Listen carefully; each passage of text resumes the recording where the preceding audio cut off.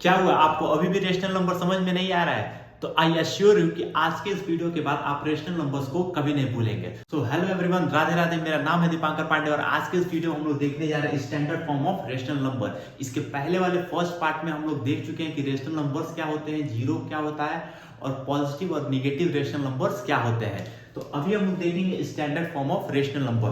तो अगर सपोज करिए हम एक रेशनल नंबर लिखते हैं in the form of P by Q, तो उसका स्टैंडर्ड फॉर्म क्या हो सकता है उस रेशनल नंबर का? तो उस स्टैंडर्ड नंबर का रेशनल फॉर्म ये होता है कि जो भी हमारे नंबर्स हैं P और Q, वो दोनों में कोई भी फैक्टर्स कॉमन नहीं होने चाहिए। उसमें कोई भी फैक्टर्स कॉमन नहीं होने चाहिए, वो एकदम सिंप्लीफाइड फॉर्म में रहना चाहिए और जो हमारा डिनोमिनेटर है वो नॉन निगेटिव होना चाहिए। कुछ समझ में आया? नहीं आया? चिंता मत करिए, अभी तक तो डेफिनेशन था। सपोज करिए होता क्या है कि अगर हम लोग एक नंबर लिखते हैं 2/3, ठीक है, और उसमें निगेटिव साइन अगर नीचे की साइड डिनोमिनेटर में लिखा हुआ है तो ये हमारा स्टैंडर्ड फॉर्म नहीं है। हमको क्या चाहिए, जो हमारा डिनोमिनेटर है वो क्या होना चाहिए, नॉन निगेटिव, यानी इस निगेटिव साइन को हमको यहाँ से हटाना पड़ेगा।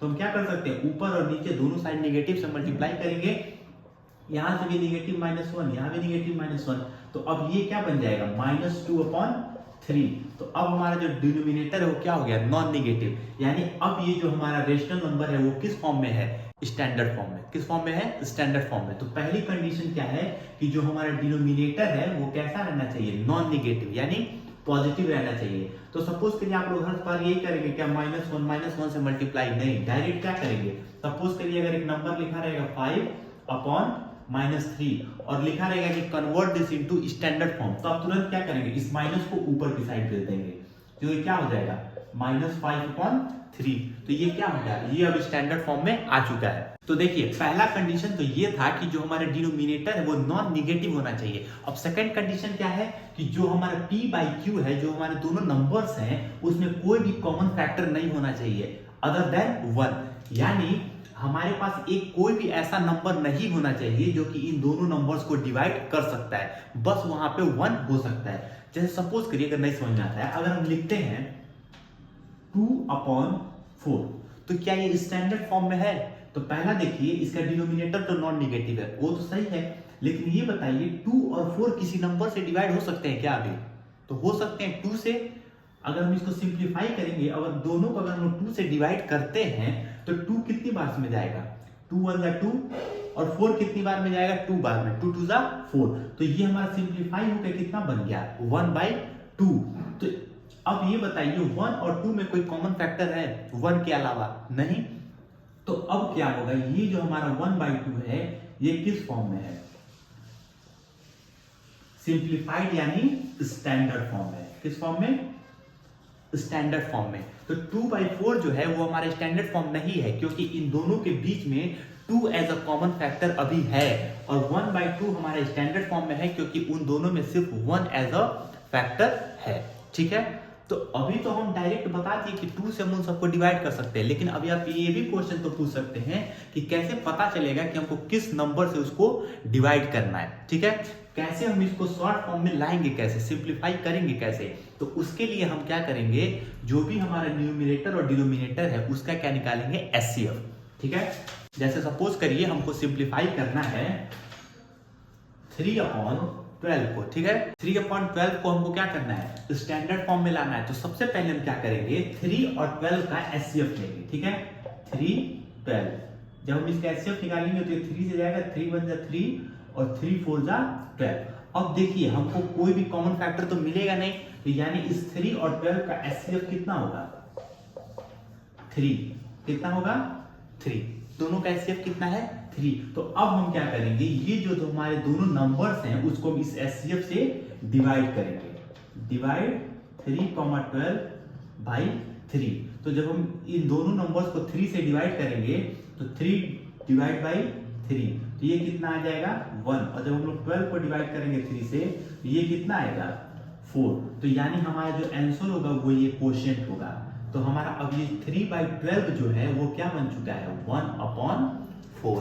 1/4। तो प्रोसेस क्या समझ में आया? सबसे पहले जो हमारा क्वेश्चन दिया हुआ है उसको हम लोग एचसीएफ निकालेंगे। जो हमारा एचसीएफ निकलेगा उस एचसीएफ से इस क्वेश्चन को डिवाइड करेंगे और जो तब हमारा क्वेश्चन बचेगा वही हमारा क्या हो जाएगा? सिंप्लीफाइड फॉर्म में आंसर। क्योंकि अब देखिए 1 और 4 के बीच में कोई भी कॉमन फैक्टर 1 के अलावा नहीं है, तो ये हमारा क्या है? सिंप्लीफाइड या फिर स्टैंडर्ड फॉर्म है। अब देखिए हम लोग एक और क्वेश्चन देखते हैं, ठीक है। सपोज करिए लिखा हुआ है 6/24, ठीक है। इसको हम लोग को स्टैंडर्ड फॉर्म में कन्वर्ट करना है। तो सबसे पहले हम देखेंगे कि ये नॉन नेगेटिव है डिनोमिनेटर, तो वो तो ठीक है, लेकिन इन दोनों के बीच में कोई कॉमन फैक्टर है क्या? है, लेकिन आपको कैसे पता चलेगा कि वो कॉमन फैक्टर कौन सा है? तो उसके लिए आप इन दोनों का क्या लेंगे? एचसीएफ।